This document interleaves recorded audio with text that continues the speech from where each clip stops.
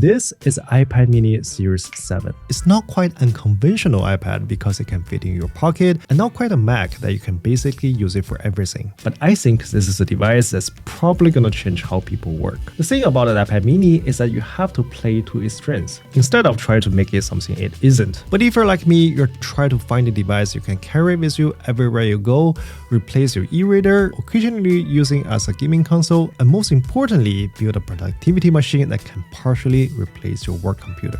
If that sounds interesting, this video is for you. Now, I've owned a lot of iPads over the years, and I can tell you, I've been disappointed more times than I can remember about the reality Apple envisioned in that 2017 commercial. Because all those years, I've been using my iPad, well, like an iPad. Watch a movie, read a book, pretend to be an artist, and occasionally smashing my head, binge-watching Friends for the 14th time. It only took me 8 years to realize all I really needed from a device like this is for me to get things done wherever I go. And this setup I'm about to show you will help you do just that. I'm gonna tell you how to properly set it up, what input method you should use to interact with it, the best accessories to help you work comfortably, and what apps and shortcuts to get to enable a seamless workflow. Let's start with iPad OS setup. The core idea of this setup is to be as minimal as possible. To do that, we go to the iPad setting. First, you want to scroll down to Home Screen and App Library. You want to change this part to App Library only. This means the app you recently download won't automatically appear on your home screen, which will keep your workplace clean. So you can always add it back after it's downloaded, but it has to be your choice. Next, you want to tackle this switch. Show App Library on Dock, which gives you this little icon that just shows everything you have downloaded so far. Since we're not adding apps to the home screen, obviously you need a place to put them all. The next option shows suggested and recent apps in the dock. Trust me, this is almost never useful, so turn it off. Head into Multitask and Gesture and choose your multitask preference. Now, here's the important part. Depending on your iPad OS version, you may see windowed app like mine or slide over. But since we're working on an iPad mini, I strongly suggest you to pick the middle one. Stage Manager is useful in some instances, but you just don't have enough screen real estate to play around with this. You want to leave the option Close all window after swiping home off and enable everything else on this screen. This will give you full control of the use cases I'm about to show you. Of course, if you don't like any of the particular thing I'm about to show you, feel free to come back to this menu and change it back.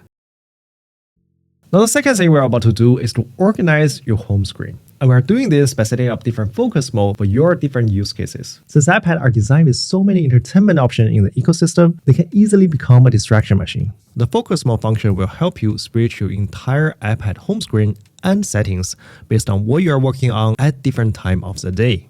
Let me give you an example. I've got 4 focus modes that's on this iPad based on what I use it for. Home mode has absolutely nothing except for a bunch of dashboards. I intentionally hide everything because I want to wake up in the morning having a blank slate so I can consciously think about what I'm about to work on. I have several widgets here that give me a glance of the basic information like the weather, calendar, stock market news, and that's about it. Productivity screen is where the real work stuff lies. Besides the focus mode switcher, I kept 2 widgets on the left. One is my Notion database where all my work-related document lies. For example, if I click on video, you can see all my video planning page in a Kanban format. And the other one is my Todoist. As I go through my day, I'll just toggle off things I've finished. The rest of the apps on the page are divided in 2 parts. On the top, I have all my AI tools. You'll notice I have quite a few. I'll cover my AI workflow shortly because developing your own AI system is probably one of the most important skills for a working professional today. These AI tools runs just as well on an iPad as on an actual computer, which is a major reason why the iPad has finally become a true productivity machine in my opinion. There are a bunch of communication apps and planning apps on the bottom, which are pretty intuitive. I also have an entertainment setup. It has a bunch of streaming services and games I don't personally play, but when it's your turn to look after the kids, sometimes you just gotta have some last resort. Last but not least, I have the consumption mode. Here I have the ebooks and audiobooks and online courses that I bought. Some of these are Safari bookmarks that I made into an icon for better organization. If you don't know how to do that, just go to a website, click on this share button and save to home screen. It will appear on your home screen as an icon. Many of the online classes we bought are just websites, not an app. So this way we can keep them organized. And if I finish the course, I usually just drag them into an archive for future reference. Now you may notice each of my 4 modes only have one page of apps. I made a deal with myself not to exceed that because, much like your house, you don't want to overcrowd your digital space. Everything you're not using should disappear from your focus mode. You can basically hide that icon from home screen instead of deleting it. Let me show you briefly how to set up the widget. First, you need to have the clean home screen ready. If you don't, just start a new page and set it up accordingly. Second, you just go to Spotlight, tap Focus Mode. If this is the first time you do it, there will be a plus icon for you to add one. Give it a name and choose a corresponding home screen and lock screen. The lock screen doesn't really matter. What you want to choose is a one home screen you just created. Check that one and uncheck everything else. This way, when you enable the focus mode, your home screen will change with it. The third step, go to Shortcut app, add a shortcut folder, give it a name, and add a new shortcut. Give that a name and the icon. Next, you want to add a command block, type focus. Grab this set focus command, change it to your focus mode name, and then change off to on until turned off. At this point, we're pretty much all done. All we need to do is to add the widget to our home screen. Long press anywhere on the screen and then find the shortcut widget. You want to select the 2x2 size, long press the widget, select the appropriate folder that contains your newly created shortcut. This button will appear, then you're done. And when you click it, your home screen will change. I also suggest you to repeat this process 4 times on all your home screen and put this widget on the same position on all 4 home screens. This way, when you switch between different focus modes, the widget remains at the same spot. Now, it's a bit of a complicated setup, but I've been using it for all my Apple devices like the iPhone and Apple Watch, and it absolutely changed my life. So I encourage you to give it a try. I also have a quite unconventional dock. Most people fill out this dock area with the most frequent used apps, but I find it more useful to have some of these what I call capture tools here. There are various apps that I use to record my thoughts in different formats. For example, I use Apple Notes when I want to type out a well-structured thoughts or I want to scan a document. I use GoodNotes when I prefer writing instead of typing because it offers a superior writing experience. There's also a lesser-known app called Raindrop, which let me import URLs into a nicely carved view. So the dock is always there. You can document pretty much anything no matter which mode you're in. The idea is to capture as much as you can.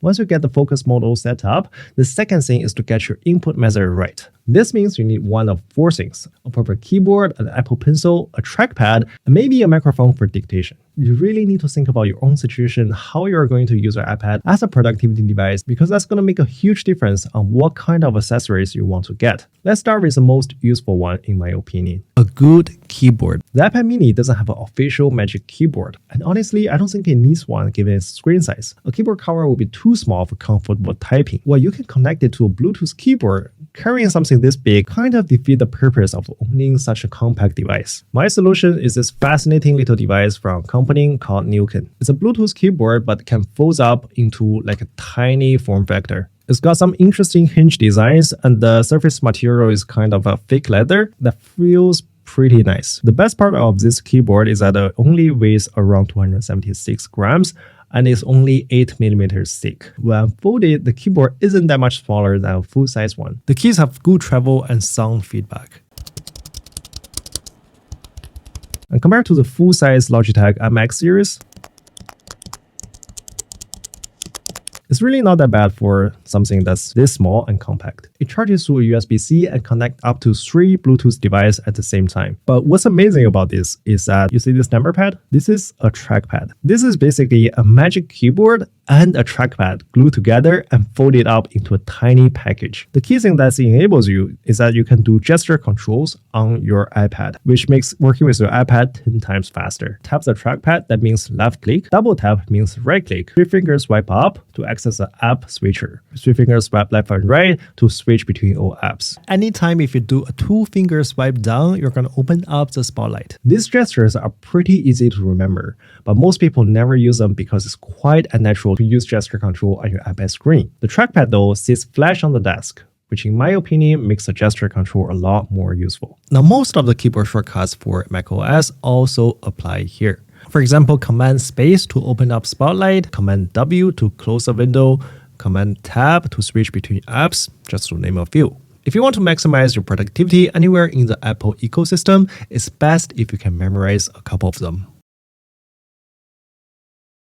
Now, there are a lot of instances you want to use it without the keyboard. Many people don't know about this trick, but if you hold it like this, you can actually split the keyboard just like this. Pinch it inward will return it to normal, pinch it again. You basically have the iPhone keyboard where you can do some fancy finger tracing. Now, if you're using it without the keyboard, it's pretty inconvenient to do copy and paste. There's another gesture control you should remember. You can take 3 fingers to pinch inward to bring out the copy menu and pinch outward to paste. Sometimes it's easier and quicker just to write things down, like when you're reading a book or review a PDF report. That's why you need the Apple Pencil Pro, which is going to cost you $129, but it has some important functions you will surely need. First, you can now write in text field thanks to a feature called Scribble, and the iPad OS automatically converts it into text. You can also double tap to switch between pen and eraser. What's more useful is this squeeze function on the side of the pencil. By default, the pencil brings out a writing menu, but that's quite unnecessary because most note-taking apps already have this menu somewhere in the UI. So instead, I map a shortcut that allows me to transcribe and record. Since I always carry a USB microphone for vlog, everything I said will be perfectly transcribed. Now, there are 2 more accessories we have to talk about that are pretty essential to this setup, which is this Folio case and the Apple Pencil holder from Moft, who's kindly sponsoring today's video. Now, on my bigger iPad, I used to use this stand and Magic Keyboard case attached to it, but there's no way I'm bringing this with me on the road. They're just pretty chunky and heavy. There are also 2 more downsides when it comes to the Magic Keyboard. 1, I keep losing the Apple Pencil because it loosely connects to the side. And 2, there are just a lot of instances you want to use your phone alongside with your iPad as a webcam or a secondary screen. And there's just no good way for me to do it. That's why about a month ago, I switched all my old iPad case to Moft. You may have seen my comparison video for the iPad case a while ago, and you guys overwhelmingly love the new dynamic Folio case. It's light with strong magnet, very well thought out design, and that can be folded into 20 different viewing positions. For productivity purposes, this is the lightest and most versatile iPad case I have seen in years. It says on their advertisement it has 20 folding positions, and based on the comment, a lot of you don't believe that. So I'm gonna make this really easy for you guys by demonstrating all the viewing positions on camera. 3 of them are my favorite. Let's go. So the dynamic Folio case comes with this instruction, but it's not the most intuitive thing there is. So for better understanding, I'm gonna do this column by column. So if you can't follow it, feel free to slow down the video anytime. For all the positioning in the first column, you want to connect the 2 circles.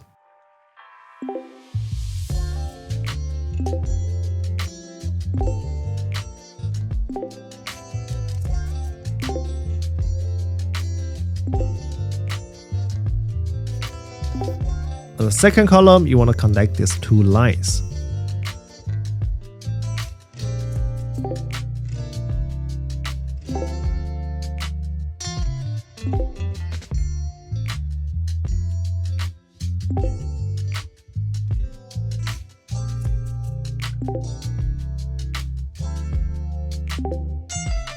For the third column, lift the square in the middle and insert this flap into it.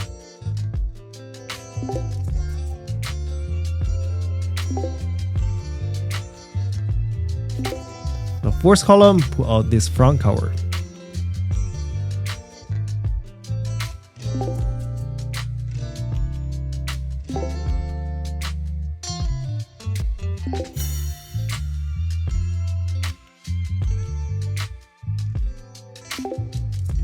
Fifth column, reads this lower side. To be completely honest, I don't use this tool at the end, but that's still 20 viewing positions. I think those are pretty good. But I gotta say, doing all 20 different viewing positions is not easy to figure out without instructions. But if you go through it just once, I bet you're gonna find a couple that you really like. You can just stick with those and forget about everything else. Because that's what matters, right? To simplify your workflow and make your device more productive as well as more enjoyable. This is my favorite iPad accessory I found this year, and I'm happy they decided to sponsor this video. So if you'd like to order them, there will be a link in the description below that's gonna give you a small discount. I will also be giving away a couple of extra at the end of this video. Thank you, Moft, for sending this to me, and let's get back to the video. So right after that, let's talk about how to use your iPad as a secondary monitor. Let me just be a little bit more specific. Because with the recent iPad OS 26 upgrade, many people don't realize that the connectivity between your iPad and Mac has significantly improved. For example, if you click on the control center and select display, you can connect your keyboard and mouse directly to your iPad. Now, this is different from just a traditional dual screen setup, where everything is run from your computer. The second your cursor crosses the screen edge, your desktop keyboard and mouse actually move over to control your iPad. It feels like a secondary screen, but it's like running two computers with the same input devices, which just makes so much more sense. You can have one note-taking app on one side and one online course on the other screen without sacrificing any screen-related or memory resource on your Mac. Now let's talk about apps. Here's a quick rundown of what I think are the absolutely most essential. Starting from the top, I have a suite of AI tools like the ChatGPT and Gemini, Cloud, and Notebook LM. I find each of them has its strengths and weaknesses, but generally whenever I'm working on a research topic, I will use ChatGPT or Gemini to do my first round of deep research. I have a shortcut to open both of them simultaneously, and I just copy and paste the same prompt for them to run it. They often give slightly different response. I find it quite useful to cross-compare their response to minimize the chance of hallucination. After that, I usually ask both AI model to give me some credible reference like textbook or some very good YouTube videos, and I can feed them to Notebook LM. This narrows down the scope and resource of reference of AI model, so I can have a more in-depth conversation with it. Once I'm there, I'm usually become quite proficient in the area. I'll then go to Cloud and start drafting my report or anything writing related. This is because the Cloud has the best writing style support amongst all the models, and I think it's best to use it for creative purposes. There are also a bunch of communication apps as well. Depends which client I'm talking to, they usually have different communication software, so I basically have all of them. But the important thing is to keep things minimal and organized as possible. Now that you've seen the entire setup, let's also take a moment to talk about the battery life and performance. Now, there are a couple of limitations I think most of you may care about. For example, the infamous jello scrolling. This iPad mini has 60 Hz refreshing rate. For average using, I think that's more than enough, as long as you don't use it as a gaming console. The battery life is also quite decent. I can easily use it for an entire day and never drop below 30%. The iPad mini has an A17 Pro chip, which is the same chip in the iPhone 15 Pro Max. If you care about benchmark score, it's basically an M1. This setup is meant to be non-graphic intensive office work, meaning that if you want to run something like Final Cut Pro, Lightroom, or anything design related, this is probably not going to be my first choice. But I have a feeling that if you're a designer, you probably have a completely different setup in your studio, and you're not expected to do a lot of work on the road. So I really think this setup should be enough for 99% of working professional people. Now the final limitation is probably the price. If you add up all the accessories that I talked about, that's $599 for the iPad mini 7, the New King is $17,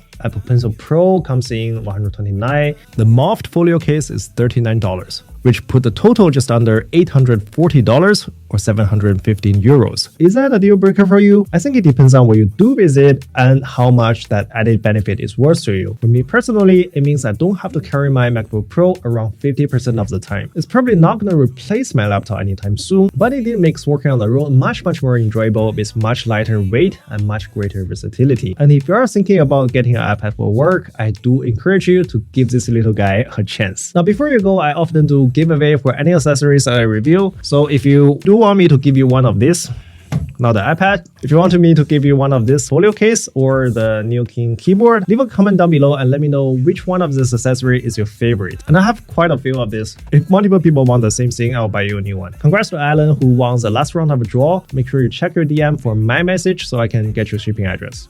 And that's it, folks. Hope you like this episode of Ultimate Productivity Machine. If this video interests you, you may want to check out the older video I did about how I turned my Apple Watch into a productivity machine. I believe there's a new Apple Watch Ultra 3 coming out, so it's a perfect timing to revisit an old topic. I'll see you there. Bye.